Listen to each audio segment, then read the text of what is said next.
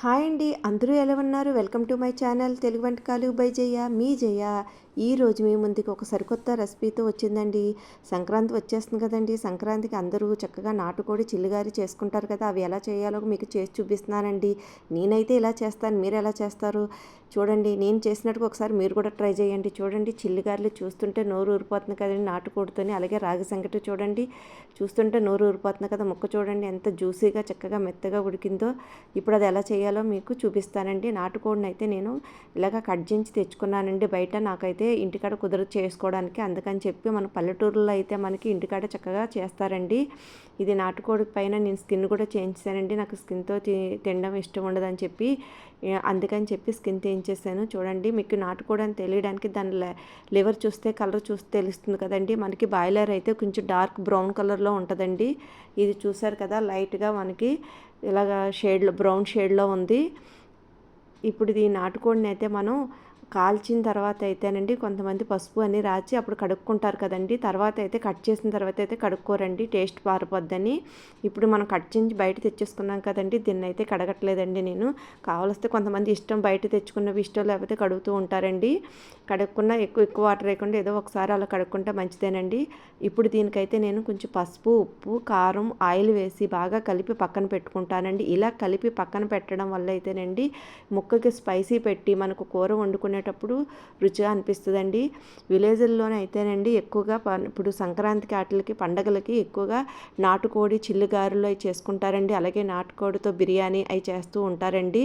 అయితే అవి కట్టెల పొయ్యిల మీద అలా చేయడం వల్ల చాలా టేస్ట్ అనిపిస్తుందండి.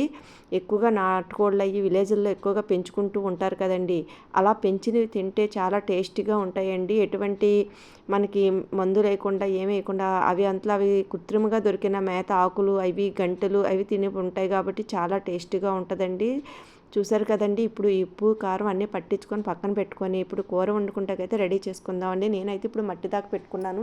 మనకి ఇప్పుడు కట్టెల పొయ్యి దొరకదు కదండి. ఆ ఫ్లేవర్ రావాలంటే ఇలా మట్టి దాకలో చేసుకుంటే వస్తుందండి. అలాగే ఇప్పుడు గానుగ నూనె వేసుకున్నానండి. అది వేడెక్కిన తర్వాత అయితే స్పైసీగా మనం చూడండి బిర్యానీ ఆకు, దాల్చిన చెక్క, యాలక్కాయ, లవంగాలు, అలాగే కొంచెం అనాస పువ్వు, జాపత్రి, జీలకర్ర వేసి వేయించుకుంటున్నానండి. మనం తీసుకునే దాన్ని బట్టి చికెన్ బట్టి తీసుకోవాలండి అన్నీ. అవి 2 యాలక్కాయలు, ఒక ఇంచు దాల్చిన చెక్క, ఒక 4-5 లవంగ మొగ్గలు, చిన్న అనాస పువ్వు, చిన్న జాపత్రి వేసుకున్నానండి. ఒక మీడియం సైజు పెద్ద ఉల్లిపాయలు అయితేనండి 3 కట్ చేయించుకున్నాను. అలాగే 2 టమాటాలండి చూసారు కదా. అలాగే ఒక 5-6 పచ్చిమిర్చి అండి మజ్జిగ చక్కగా చీల్చుకొని పక్కన పెట్టుకున్నానండి. ఈ స్పైసీస్ వేగిన తర్వాత అయితే ఉల్లిపాయ ముక్కలు వేసి మీడియం మంటలో పెట్టుకొని బ్రౌన్ కలర్ వచ్చే వరకు వేయించుకోవాలండి. కొంచెం సాల్ట్ వేసుకొని అయితే మట్టి దాకలో చేసుకునేటప్పుడు అయితే మాత్రమేనండి మీడియం మంటలో పెట్టి చేసుకోవాలండి. పెద్ద మంట పెట్టడం వల్ల ఏంటంటే హీట్ ఎక్కువైపోయి మాడిపోతాయండి, మట్టి పాత్ర కూడా బ్రేక్ అయిపోద్ది. అందుకని చెప్పి మీడియం మంటలో పెట్టుకొని చేసుకుంటే ఉడికిపోద్దండి. ఈ నాటుకోడి అన్నది ఇలాగా మనకి మామూలు పాత్రలో వండుకునే కంటేనండి ఇలా మట్టి పాత్రలో వండుకోవడం వల్ల టేస్ట్ అనేది మరింత రుచిగా ఉంటుందండి. అలాగే కుక్కర్లో వండుకున్న అంత టేస్ట్ అనిపించదండి. విజిల్స్ ఏం చేస్తాం కాబట్టి అండి ఇది ఇలాగ ఉడుకుతూ చిన్న మంట మీద ఉడుకుతూ ఉంటే దాంట్లో ఉన్న ఫ్లేవర్ అంతా వాటర్లో గ్రేవీలో దిగి కర్రీ అనేది రుచికరంగా ఉంటుందండి. చూసారు కదండి. ఇవన్నీ మనం కలుపుకుంటూ మధ్య మధ్యలోని ఉల్లిపాయలను అయితే బ్రౌన్ కలర్ వచ్చే వరకు మగ్గపెట్టుకున్న తర్వాత అయితేనండి కొంచెం కరివేపాకు, అలాగే పచ్చిమిర్చి, కొంచెం మనకి ఒక స్పూనున్నర అల్లం వెల్లుల్లి పేస్టు వేసుకొని అది కూడా పచ్చివాసన పోయే వరకు మధ్య మధ్యలో కలుపుతూ చక్కగా వేయించుకోవాలండి. అవి కూడా బాగా ఇవన్నీ ఎంత బాగా వేగితేనే మనకి గ్రేవీ అన్నది గుజ్జుగా వచ్చి టేస్ట్కరంగా ఉంటుందండి. అయితే ఈ నాటుకోడిని మనం చాలా విధాలుగా చేసుకోవచ్చండి. చక్కగాను పులుసు పెట్టుకుంటా నాటుకోడి పులుసు అంటారు, నాటుకోడి ఫ్రై అంటారు, నాటుకోడితో దమ్ బిర్యానీ అంటారండి. చూసారు కదండి, నాటుకోడితో పికిల్ కూడా పెట్టుకోవచ్చు. అయితే మనకి ఇది చూడండి, ఇప్పుడు టమాటా ముక్కలు కూడా వేసుకొని ఇవి కూడా మెత్తగా గుజ్జుగా అయ్యే వరకు అయితే మనం వీటిని కూడా మగ్గబెట్టుకోవాలండి. గ్రేవీ అన్నది మనకి చిక్కగా వస్తుందండి. ఇప్పుడు మనం నాటుకోడి పులుసు పెట్టుకుంటున్నాం కదండి. ఈ నాటుకోడి పులుసు అన్నది ఆ పులుసు కోసం అయితే మనం ఒక మసాలా కూడా తయారు చేసుకోవాలండి. చూసారు కదండి, ఈ అల్లం వెల్లుల్లి పేస్ట్ కానీ ఈ మసాలా కానీ మనం అప్పటికప్పుడు చేసుకుంటే మంచి ఫ్లేవర్తో కూర అనేది మంచి రుచికరంగా వస్తుంది. మనకి ఇది చూడండి, ఈ నూనె ఇలా పైకి తేలితే మనకి ఇవన్నీ బాగా మగ్గాయి అని అర్థం అండి.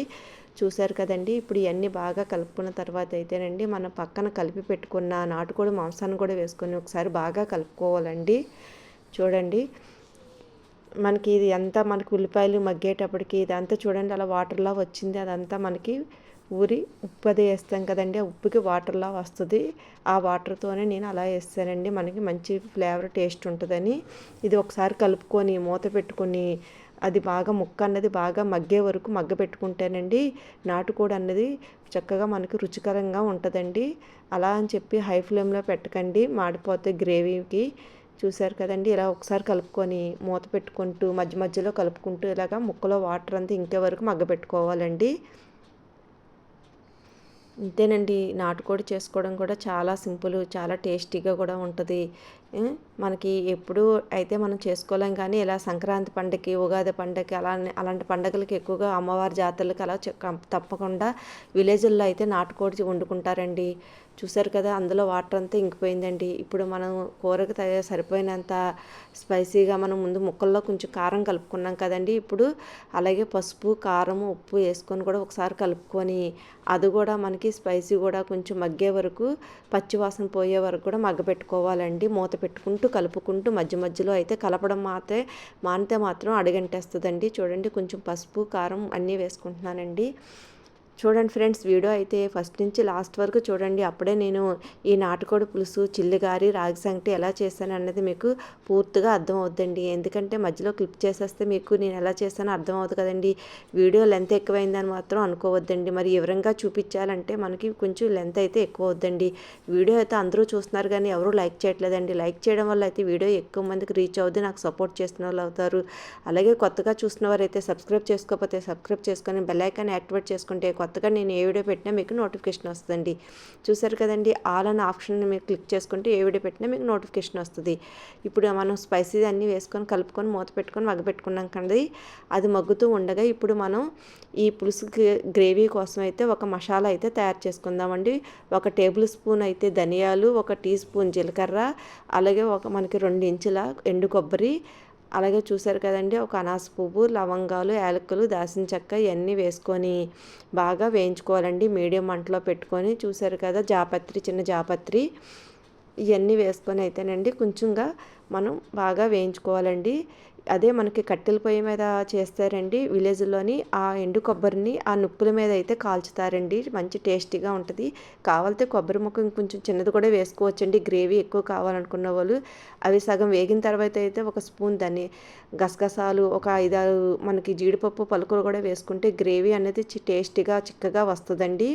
ఇవి కూడా మంచిగా మీడియం మంటలో పెట్టుకొని వేయించుకొని చక్కగా, గసగసాలు అయితే ఎక్కువగా అవసరం లేదండి. ఇవి తీసుకొని చల్లారిన తర్వాత ఒక ప్లేట్లోకి మనకు పొడిలా చేసుకోవాలండి. ఇంతేనండి, మనకి ఈ మసాలా అనేది రెడీ అయిపోద్ది. ఈ మసాలా వేయడం వల్లే మన నాటుకోడి పులుసు అనేది టేస్టీగా, గ్రేవీగా, చిక్కగా వస్తుందండి. చూసారు కదండి, నేను ఏమేమి వేస్తున్నాను, ఎలా చేస్తున్నాను. ఇప్పుడు చల్లారిన తర్వాత అయితే మిక్సీలో వేసుకొని పొడి చేసుకుంటున్నాను. మనకు కావాలితే మనకి కలవరాయిలు వేసుకొని చక్కగా కచ్చాపచ్చగా కూడా కొట్టుకోవచ్చండి.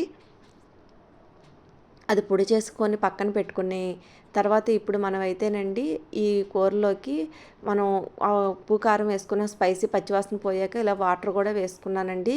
ఈ వాటర్ అంతా మనకి ఎక్కువగానే వేసుకోవాలండి, ఎందుకంటే ఇది మామూలుగా మనకి నాటుకోడి అనేది కొంచెం గట్టిగా ఉంటుంది కదండి, బాయిలర్ కోడిలా కాకుండా వాటర్ ఎక్కువ పడద్ది మనకి. ఇది మామూలుగా ఉడకాలి కాబట్టి దాకలో పెట్టుకున్నాం కాబట్టి. అదే కుక్కర్లో అయితే కొంచెం వాటర్ తక్కువ అవుతుందండి. ముక్కలు పై వరకు ములిగే వరకు వేసుకొని మనకి సాంబార్ ఎలా పెట్టుకుంటామండి అలా పెట్టుకుంటేనండి ఇది ఒక అరగంట సేపైనా మీడియం మంటలో పెట్టుకొని ఉడికించుకుంటే అప్పుడు మంచికి మెత్తగా ఉడుకుతుందండి. చూసేసరికి మీడియం మంటలో పెట్టుకొని చక్కగా ఇదైతే ఇలాగా ఇప్పుడు ఇలా మరుగుతున్నప్పుడు అయితేనండి మనం ఉప్పు, కారము అన్నీ సరిపోయలేదు ఒకసారి చెక్ చేసుకొని, చాలా పోతే వేసుకుంటే సరిపోద్దండి. కారం ఎక్కువగా తినేవాళ్ళైతే ఎక్కువగా వేసుకోవచ్చు. చూసారు కదండి, ఇలా మధ్య మధ్యలో కలుపుతూ గ్రేవీ మళ్ళీ మధ్యలో మట్టి పాత్ర కదండి అడుగంటుకుంటుంది, అడుగంటుకోకుండా చక్కగా ఇలా కలుపుకుంటూ దీన్ని అయితే మనకు సగం ఉడికిన తర్వాత అయితే అండి మనం చేసి పెట్టుకున్న మసాలా పొడి అది వేసుకోవాలండి. చూడండి, ఇప్పుడు మనం పక్కన చేసి పెట్టుకున్న మసాలా పొడి, అలాగే కొంచెం కొత్తిమీర వేసుకొని మళ్ళీ అలాగ మీడియం మంటలోనే మనం మధ్య మధ్యలో కలుపుతూ కూర దగ్గర అయ్యే వరకు ఉడికించుకోవాలండి. మళ్ళీ లాస్ట్గా మనం కూర దించే ముందు ఒకసారి మళ్ళీ కొత్తిమీర వేసుకుంటానండి కూర అనేది రుచికరం ఉంటుంది. చూసారు కదండి, ఇప్పటికి చూసారు చాలా మరిగిందో. మనం అంత వాటర్ వేసుకున్నాము. ఇంకా గ్రేవీ కొంచెం చిక్క అయ్యే వరకు ఉడికించుకోవాలండి కూర అనేది. అప్పుడు మధ్యలో మనం చూడండి ముక్క ఉడికిందో లేదో ఇలా చెక్ చేసుకోవచ్చండి. మనం ఇలా స్పూన్తో అంటే చూడండి ఇలా ఇడిపోతుంది, అంటే మనకి ముక్క బాగా మెత్తగా ఉడికిపోయిందని అర్థం అండి. ఇప్పుడు చూసారు కదా, ఒకసారి మధ్య మధ్యలో ఇలా తిప్పుకుంటూ చక్కగా చూడండి మనకి గ్రేవీ ఎంత చక్కగా కావాలో అంత చక్కగా పులుసు అన్నది చూసుకోవాలి. అయితే అలా అయితే బాగుందండి. ఇప్పుడు రెడీ అయిపోయింది. మనకి ఇలా అయితే రాగి సంగటిలోకి కానీ చిల్లిగారెల్లోకి కానీ అయితే మనకి నాటుకోడి పులుసు అనేది బాగుంటుందండి. లాస్ట్గా కొంచెం కొత్తిమీర కూడా వేసేసి ఇంకా స్టవ్ ఆఫ్ చేస్తానండి. చల్లారిన తర్వాత అయితే సర్వింగ్ బౌల్లో తీసుకోవాలి. ఇప్పుడు మన చిల్లిగారె రెడీ చేసుకుంటాకైతే నేను ముందుగానే మినపప్పుని ఒక గ్లాస్ పప్పు నానబెట్టి పెట్టుకున్నానండి. ఒక 3 గంటలు నానితే మనకి సరిపోద్ది. 2 గంటలైనా గారికి అయితే సరిపోద్దండి. చూడండి ఇది గుల్లిపప్పు అండి. దీన్ని ఇలా మెత్తగా ఈ వరకు గ్రైండర్లో రుబ్బుకుంటే గారెలు అనేది మెత్తగా స్పాంజ్ లాగా చక్కగా వస్తాయండి. పైన క్రిస్పీగా లోపల మెత్తగా వస్తాయి. చూసారు కదా, ఇప్పుడు పప్పు రుబ్బుకొని తీసేసుకున్న తర్వాత అయితేనండి ఇలాగ ఒక స్పూన్ జీలకర్ర అలాగే కొంచెం సాల్ట్ వేసుకొని బాగా కలుపుకొని చక్కగా మనం గారెలు అయితే వేసేసుకోవచ్చండి. కావాలితే మనకు పచ్చిమిర్చి ఆనియన్స్ కూడా వేసుకోవచ్చు. మనం ఇంకా నాటుకోడి స్పైసీగా ఉంటుంది కదా, ఇలా ప్లెయిన్గా అయితే బాగుంటుందని ఇలా వేస్తున్నానండి. మన టేస్ట్ని బట్టి మనం వేసుకోవచ్చు. అందులో కొంచెం ఏవైనా మన దగ్గర ఆకుకూరలు ఉన్నా కలుపుకోవచ్చండి. చూసారు కదా, మినపబడలని గారెలని అంటారు దీన్నే. ఈ పిండిని అయితే మనకి ఫ్లప్పీగా వచ్చే వరకు ఏలుతో బీట్ చేసుకుంటానండి. చాలా మెత్తగా వస్తుందండి. ఆయిల్ పెట్టుకొని ఏడెక్కిన తర్వాత అయితే ఇలాగ చక్కగా రౌండ్గా గారెల్లా చేసుకొని చిల్లి పెట్టుకొని వేసుకోవాలండి. అప్పుడే చిల్లి గారెలు అంటారండి. పల్లెటూరులో అయితే చక్కగా కట్టెల పొయ్యి మీద వేస్తారండి. చాలా బాగుంటాయండి. చూడండి ఇవి అయితే చక్కగా మీడియం మంటలో పెట్టుకొని మంచిగా బ్రౌన్ కలర్ వచ్చే వరకు అటు ఇటు తిప్పుతూ వేయించుకోవాలండి. ఇలా తిప్పుకొని వేయించుకుంటే చక్కగా మంచిగా ఎగుతాయండి లోపల వరకును. అదే హై ఫ్లేమ్లో పెడితే మనకు కలర్ వచ్చేస్తాయి కానీ లోపల కంటే వేగవండి. ఇలా తీసుకొని ఆ తర్వాత సర్వింగ్ బౌల్లో తీసుకొని సర్వ్ చేసుకోవడమేనండి. నాటుకోడి పులుసు వేసుకొని చూడండి, నాటుకోడి పులుసు చిల్లిగారె అయితే రెడీ అయిపోయింది. ఎలా చేసానో చూసారు కదా. ఇప్పుడు మన రాగి సంగటి ఎలా చేసుకోవాలో చూద్దామండి. ఈ రాగిలను అయితే ముందుగా నైట్గా నానబెట్టుకున్నానండి నేను. తర్వాత ఎర్లీ మార్నింగ్ ఇట్లా కడిగేసుకొని ఇలా క్లాత్ మీద వేసి ఫ్యాన్ కింద ఆరబెట్టుకున్నానండి. ఇప్పుడు మట్టి పాత్ర పెట్టుకొని నేను ఒక చిన్న గ్లాస్తోని రైస్ తీసుకున్నాను. అదే గ్లాస్తో 5 గ్లాసులు వాటర్ వేస్తానండి. ముందు పాత్ర పెట్టి మీకు వాటర్ వేస్తున్నప్పుడు ఆ క్లిప్ మిస్ అయిందండి. అయితే అదే గ్లాస్తోని మనం ఏ గ్లాస్తో అయితే రైస్ తీసుకుంటామో అదే గ్లాస్తోని 5 గ్లాసుల వాటర్ వేసుకుంటే మనం రాగి సంగటి అన్నీ చేసుకుంటాకైతే సరిపోద్దండి. మధ్య మధ్యలో చక్కగా ఇలా కలుపుతూ అన్నం అంతా ఇలా మెత్తగా అయ్యే వరకు ఉడికించుకోవాలండి. అప్పుడే రాగి సంగటి అనేది బాగుంటుంది. ఇప్పుడు అవి కొంచెం తడి పొడిగా ఆరిన తర్వాత అయితేనండి ఇలా పిండి వేసుకున్నానండి. మిక్సీలో వేసుకొని అప్పటికప్పుడు మనం ఇలా రాగి పిండి చేసుకొని రాగి సంగటి కానీ రాగి జావ కానీ చేసుకుంటానండి. చాలా టేస్టీగా ఉంటుందండి. మనం అదే పొడిదాంతో చేసేస్తాయండి రాగుల పిండి అంత టేస్ట్ అనిపించదు. ఫ్రెష్గా అప్పటికప్పుడు చేసుకుంటే బాగుంటుందండి. అయితే అన్నం మెత్తగా ఉడికిన తర్వాత అయితే ఒక స్పూన్ ఆవు నెయ్యి వేసుకుంటున్నానండి. అలాగే కొంచెం సాల్ట్ వేసుకుంటున్నాను టేస్ట్కి సరిపోయినంత. ఎందుకంటే మనకి సాల్ట్ అది వేసుకుంటేనే రాగి సంగటి అన్నది టేస్ట్ వస్తుందండి. ఇప్పుడు ఇది ఒకసారి ఇలా కలుపుకున్న తర్వాత అయితే మనం ఏ గ్లాస్తో అయితే మనం రైస్ తీసుకున్నామో అదే గ్లాస్తో రాగి పిండి కూడా తీసుకొని ఇందులో పైన అలా మొత్తం అన్నం అంతా మొత్తం బౌల్లో అంతా లెక్క వచ్చేలాగా పరుచుకోవాలండి. వేసుకొని కలుపుకోకుండా అలా ఒక 2 నిమిషాలు మూత పెట్టి ఉంచేస్తే ఆ ఆవిరికి మగ్గిపోద్దండి పిండి. చూసారు కదా. ఇప్పుడు దీన్ని ఒకసారి కలుపుకుంటూ కావాలితే మళ్ళీ మనకి రాగి పిండి కూడా వేసుకోవచ్చండి. ఇలా మొత్తం అంతా అన్నంలో కలిసిపోయేలాగా మనం బాగా కలుపుకోవాలి. దగ్గర అయ్యే వరకు మీడియం మంట కలుపుకున్న తర్వాత మళ్ళీ ఒక 5 నిమిషాలు మూత పెట్టి అలా ఉంచాలండి. ఆ వేడికి బాగా మగ్గుతుంది, దగ్గరగా అవుతుంది, చూడండి ముద్దలా అవుతుంది. తర్వాత స్టవ్ ఆఫ్ చేసి మూత పెట్టి పక్కన పెట్టి కొంచెం గోరువెచ్చగా అయ్యే వరకు ఉంచుకోవాలండి. గోరువెచ్చగా అయిన తర్వాత అయితే అండి ఒక బౌల్లోకి వేసి మనం అందులో నెయ్యి రాసి బౌల్లోని కొంచెం ఇలా ముద్దలా వేసుకొని చేతి కాలుతుంది కదండి, చుట్టూ ఇలా రౌండ్గా తిప్పుకుంటేనే మనకి రాగి ముద్ద అనేది రెడీ అయిపోద్దండి. తడి చేసుకుంటూ చక్కగా ముద్దలా చేసుకోవాలండి. ఇంతేనండి. చూశారు కదా, నేను నాటుకోడి పులుసు చిల్లిగారి రాగి సంగటి ఎలా చేశాను అన్నది.